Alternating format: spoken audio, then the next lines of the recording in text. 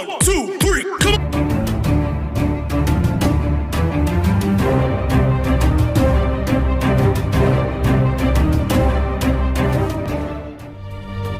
सबको सादर प्रणाम। मैं जमुना कृष्णराज चेन्नई से बोल रही हूँ। मुझे बड़ी खुशी हुई है कि आज मुझे ये अपने बचपन के बारे में बोलने का अवसर दिया गया है। मैं अखंड घैमरी जी को बहुत बहुत धन्यवाद देना चाहती हूँ कि उन्होंने मुझे यह सुअवसर प्रदान किया। मेरे मन में बहुत सारी बातें हैं।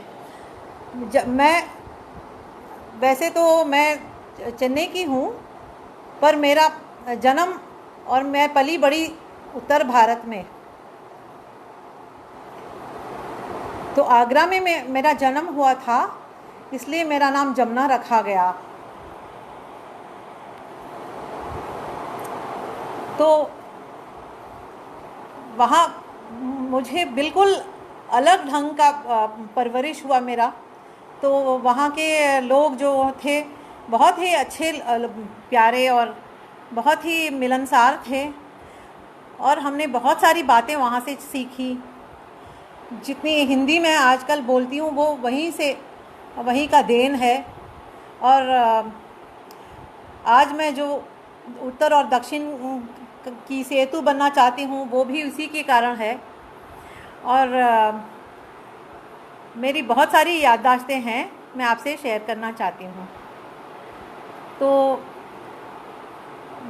मुख्यतः मैं कानपुर, आगरा से कानपुर, फिर कानपुर से दिल्ली, और दिल्ली से फिर दोबारा कानपुर, फिर कलाईकुंडा, फिर वहाँ से मेरे पिताजी वायुसेना में थे, इसलिए हमारा अक्सर ट्रांसफ़र होता था।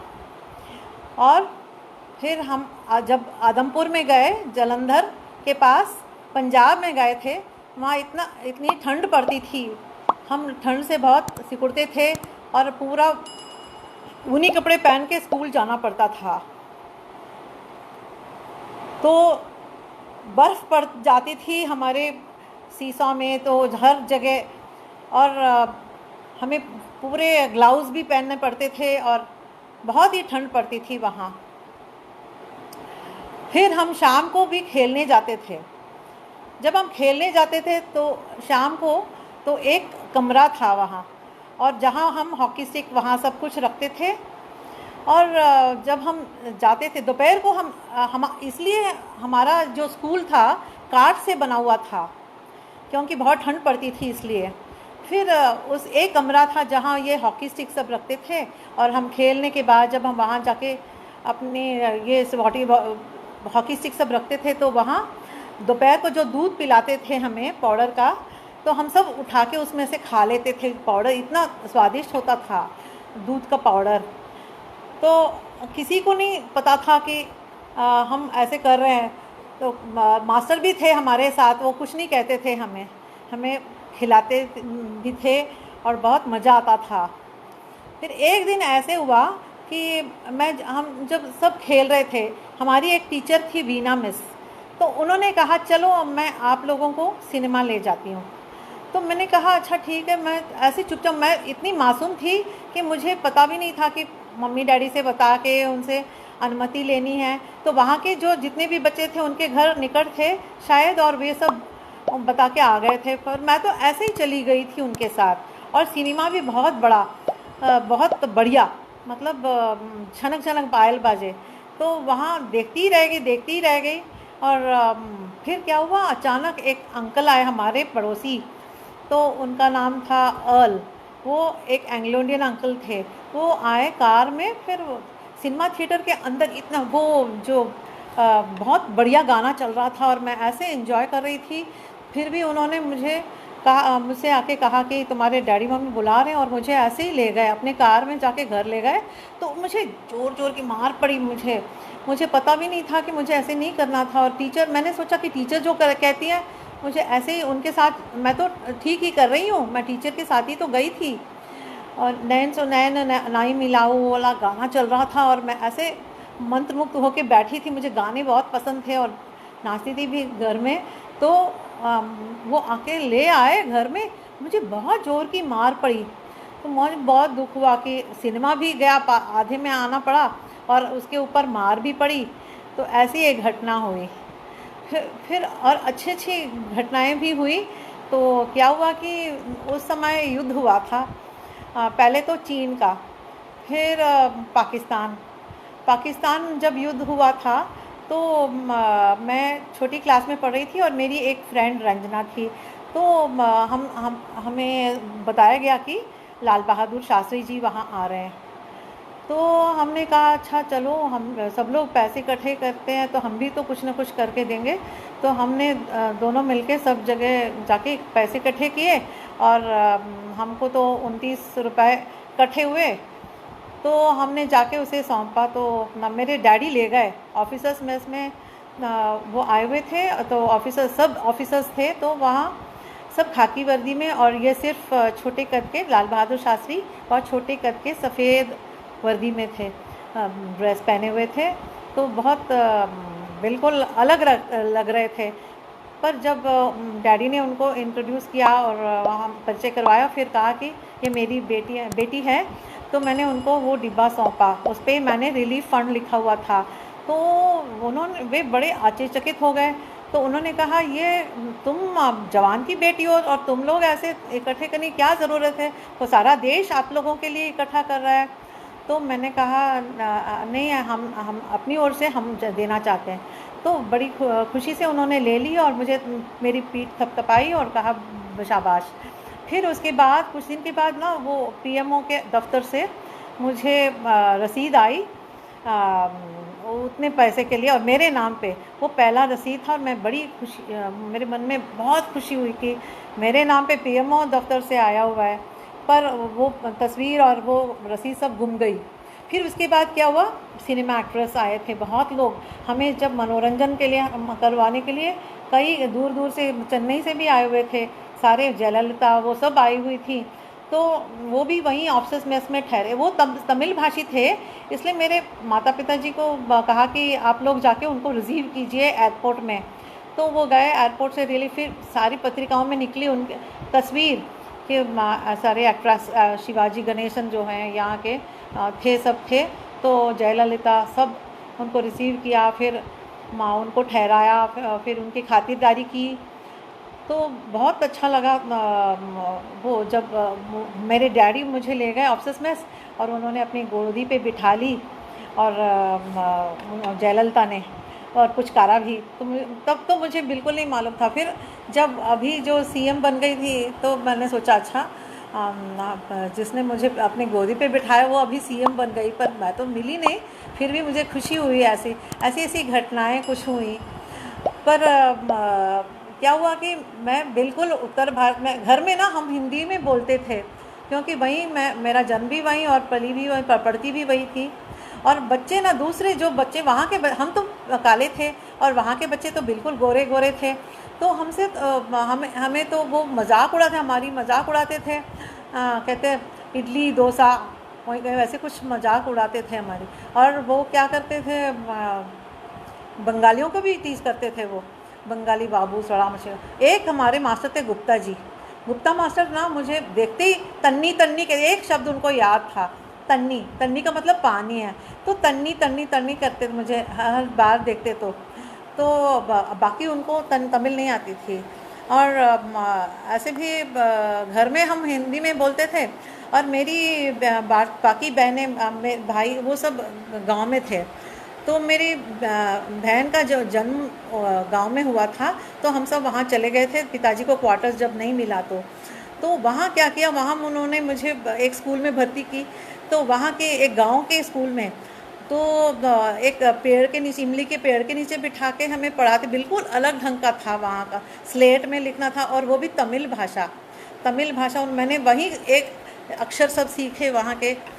तो कुछ ना कुछ मुझे उस समय का 6 महीने जो रहे वहाँ, तो मुझे वहाँ तमिल सीखने का भी मिल गया।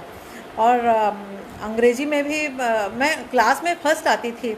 उत्तर भारत में जब मैं पंजाब में थी तो मैं क्लास में फ़र्स्ट आती थी, और मुझे डबल प्रमोशन देने को भी वो तैयार थे। तो जिस दिन मुझे पुरस्कार देना था, मुझे काफ़ी बुखार चढ़ गया था। फिर भी मैं गई थी। और मुझे जो पुरस्कार मैं काफ़ी दिनों तक संभाल के रखी हुई थी, उसमें जो ट्रेन को दबाएं तो ट्रेन की आवाज़, हॉर्न की आवाज़ आती है, और एरोप्लेन, वैसे सब बहुत बढ़िया अच्छा लगा था मुझे कि मुझे फर्स्ट प्राइज़, प्रोफिशिएंसी प्राइज़ मिला है। फिर पर जब मैं घर आई ना, तो मेरी मम्मी ने मुझे बिल्कुल तारीफ़ नहीं की, मेरी तारीफ़ बिल्कुल नहीं की। तो मुझे अचरज लगा, मम्मी क्यों नहीं तारीफ़ है, मम्मी तो मैं तो प्रोफिशिएंसी ले आई हूँ। पर उन्होंने एक बात, अच्छा अच्छा ठीक है करके उन्होंने ऐसे ही छोड़ दिया। पर एक आंटी थी हमारे पड़ोसी में, तो वो ना, उन्होंने, जगत आंटी, वो मराठी थी, तो उन्होंने मुझे बुलाया, तुम्हें फर्स्ट रैंक मिला है और प्राइज़ भी मिला तुम्हें, तो मैं तुम्हें आइसक्रीम बना के देती हूँ। और वो आज भी मुझे याद है कि उन्हें जो आइसक्रीम बना के दिया, मुझे बहुत अच्छा लगा। और ऐसे मुझे लोग तारीफ़ करते थे बार, पर मम्मी तो बिल्कुल चुप। और जो वार हुआ ना, तो वो तो मुझे बताना ही है आप लोगों को कि कैसे वार पे कैसे होता है। तो युद्ध जब हुआ तो पाकिस्तान का, तो मेरे पिताजी ना हैंगर में जो एरोप्लेन रखते हैं, वो हैंगर कहते हैं, तो वहाँ रात भर वहीं रह जाते हैं, हमें कुछ भी नहीं पता होता है। और हमें सफ़ेद कपड़े नहीं पहने, घर के ऊपर जो पेंट कर देते थे, हरे रंग का पेंट कर, ताकि वो घास सा लगे। और बिल्कुल बत्ती बंद कर देते थे, और हमें भी दीप नहीं जलाना। तो मेरे मम्मी ने कहा कि हम दीप जलाएंगे, प्रार्थना करेंगे। तो क्या हुआ, बिल्कुल मना करते थे। बाहर चौकीदार आता था और कहता कि बत्ती बंद करो, बत्ती बंद करो, और हमें बत्ती बुझाने को बहुत ज़बरदस्ती करता। हमें तो गांव चले जाना था, जब वार हुआ तो फील्ड एरिया में नहीं रहना फैमिली को। फिर भी मम्मी ने कहा नहीं, हम यहीं रहेंगे और हम नहीं जाएंगे। और पूरा प्रार्थना करती थी, भगवान की प्रार्थना करती थी कि सब सुरक्षित रहें। तो क्या हुआ, एक बार वहाँ दूर जहाँ नए मकान बना रहे थे, वहाँ एक बम गिरा, तो नीचे से इतना बड़ा धमाका हुआ, और वहाँ नीचे से पानी भी आ गया, तो बहुत बड़ा सा गड्ढा हुआ। और जब ये सायरन बजाते हैं, पहले येलो सायरन होता है, फिर रेड सायरन होता है, और ग्रीन सायरन होता है। जब येलो सायरन बजता है तो सब तैयार रहो, और रेड सायरन होता है, बहुत तेज़ से होता है, हूँ हूँ हूँ हूँ करके। फिर तब इसका मतलब कि आ गया है, पाकिस्तान का प्लेन आ गया है, बम गिराएगा कभी भी। तो तब एल शेप का जो ट्रेंच बना के रखते थे, उसमें जाके हमें छिपना पड़ता था। और मेरी बूढ़ी नानी माँ भी थी, और हम सब जाके कई 1 बजे हो, 2 बजे हो, रात को भी हमें दौड़ के भाग के वो ट्रेंच के अंदर छिपना पड़ता था। और उसके चारों तरफ बोरी रखते थे, रेत की बोरी रखते थे, ताकि कोई उसकी बम नहीं गिरे अंदर, और हमें सिकुड़ के अंदर बैठना पड़ता था। पर जब वो प्लेन आती वहाँ से, तो चारों तरफ से पैटर्न टैंक से उसे गोली चलाते थे, तो ऐसे लगता सब जगह से सेब फेंक रहे हैं, तो ऐसे लगता था। तो मैं उछल उछल के देखती थी, ये कितना सुंदर है, दिवाली जैसा। तो मुझे तो इसकी गंभीरता बिल्कुल नहीं मालूम था। तो मैं तो ऐसे ही झांक के देख रही थी। मेरी मम्मी मुझे गौल जमा के बिठा देती थी, अब चुपचाप बैठो बैठो करके। तो जब एक प्लेन पर एक गोली लग जाती, तो वो ऐसे जल के गिरता जैसे कोई नक्षत्र गिरता हो, जलता हुआ दूर जाके गिरता। और कभी कभी वहाँ का पायलट कूद जाता, तो उसको भी पकड़ के प्रिजनर ऑफ वार बना देते थे। और हमारे घर के सामने ऐसे कोई गुजरते, कोई पायलट ऐसे जाते और डैडी हेलो कहते, तो अगले दिन हमें सूचना मिलती कि ये पायलट वो पाकिस्तान में बम गिराने गए और उनका ये हो गया, मृत्यु हो गई, शहीद हो गए। तो बहुत दुख होता था। ऐसे कई जनों का हमें सूचना मिली कि वो चल बसे हैं। तो ऐसे सब हुआ। पर डैडी तो बच निकले, उनके हैंगर में भी एक बम गिरा, फिर भी वो किसी तरह बच निकले। वो तो ग्राउंड इंजीनियर थे, उनको प्लेन नहीं चलानी थी, फिर भी वो उनके हैंगर में ही गिर गया, फिर भी दूर गिरने की वजह से वो बच निकले। और ऐसे बहुत सारी याददाश्तें मेरे मन में हैं। और ये जो अभी मैं फ़िलहाल कर रही हूँ, तमिल और हिंदी में जो अनुवाद सब कर रही हूँ, और मुझे बहुत अच्छा लग रहा है कि मैंने वहाँ सब इतने अच्छे अच्छे दिन गुजारे। और मेरी BSNL में मैं कार्यरत थी और तब मैं सबको पढ़ा पाई, हिंदी भी पढ़ा पाई और अनुवाद भी कर पाई। अनुवादक थी अपने विभाग में BSNL में। तो ये सब मुझे बहुत अच्छा लगा आप लोगों से बात करके। आप ज़रूर आपको अच्छा लगा होगा, मेरी भी ऐसे ही अनुमान है। तो आपको बहुत बहुत धन्यवाद, आपने मुझे सुना। और हम हमेशा दोस्ती बना के रखेंगे और आपस में बातें बांटते रहेंगे, खुशियाँ भी।